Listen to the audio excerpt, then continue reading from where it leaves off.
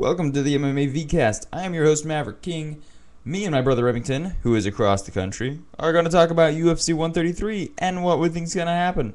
And unfortunately, injuries have plagued the card as 6 out of the 9 last UFC cards, main events have been altered because of injuries. Very unfortunate. Rashad Evans no longer fighting. Phil Mr. Wonderful Davis.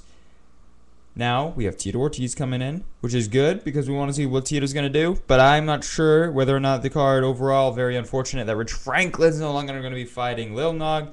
Remy, can the UFC fans cope with all the stress and pain and hate?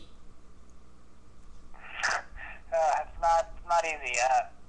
So I really wanted to see what Phil Davis was going to do against someone of Rashad's standing. But I mean, I'm even more interested to see what Tito Ortiz will do as someone of Rashad's standing. So yeah, it'll be very interesting. Yes, definitely. All right, so 2 fights we definitely want to talk about. Vitor Belfort taking on Yoshihiro Akiyama.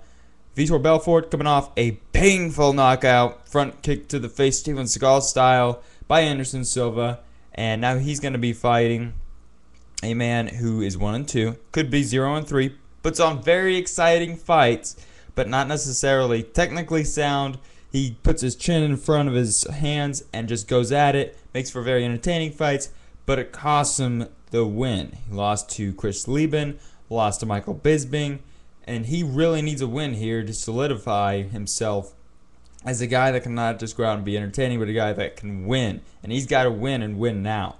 So going up against a guy like Vitor Belfort is going to be very tough. I like Vitor Belfort. We haven't seen the old Vitor in a while, but I think we're going to see a little piece of that when he comes out, and I think he's going to do a TKO on Akiyama and finish the UFC career as of right now. Yeah, I don't think Akiyama is ready to deal with the top elite level of the middleweight division. I think he'd probably do better at the welterweight division, but I mean, I just think he ain't gonna be ready for the speed and the strength and the awesome might of Vitor Belfort. And I think he's gonna come out, Belfort is gonna come out guns a-blazing, as they say, and he's gonna put Akiyama away with a left combination in the late first round after a feeling out period. And I think that will temporarily end Akiyama's career unless Dana feels like he's been really nice and sends him to the welterweight division. Otherwise, going to be a goodbye for Akiyama. Yes, and of course, main event, Rashad Evans, Tito Ortiz.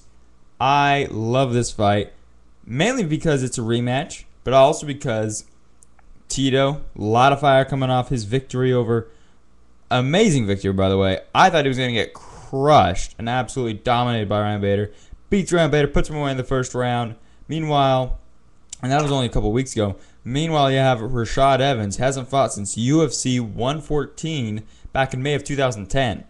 So it sounds like ring rust to me if I've ever heard it. And last time, Tito Ortiz was 29-28 on the winning side of the cards, but because he was grabbing the fence, wouldn't let go, they deducted a point, and there was a draw. I like Tito Ortiz to win this fight. There's a lot of momentum there, easy bandwagon to jump on, and I think if Rashad was in his fighting prime as far as he fought 3 months ago or something like that, then it'd be a great fight for him. But the timing is off for Rashad right now, and I like Tito in this fight by decision. Yeah, Tito's going to catch, I think Tito's going to catch off,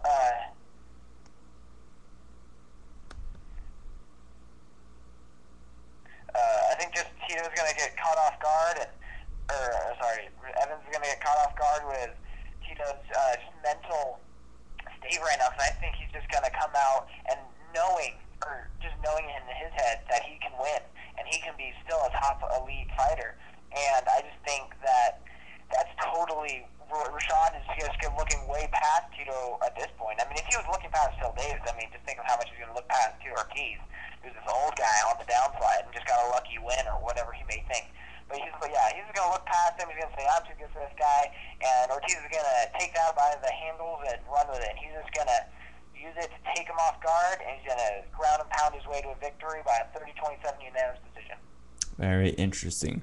All right, that is it for this episode of the MMA Vcast. We will see you next time.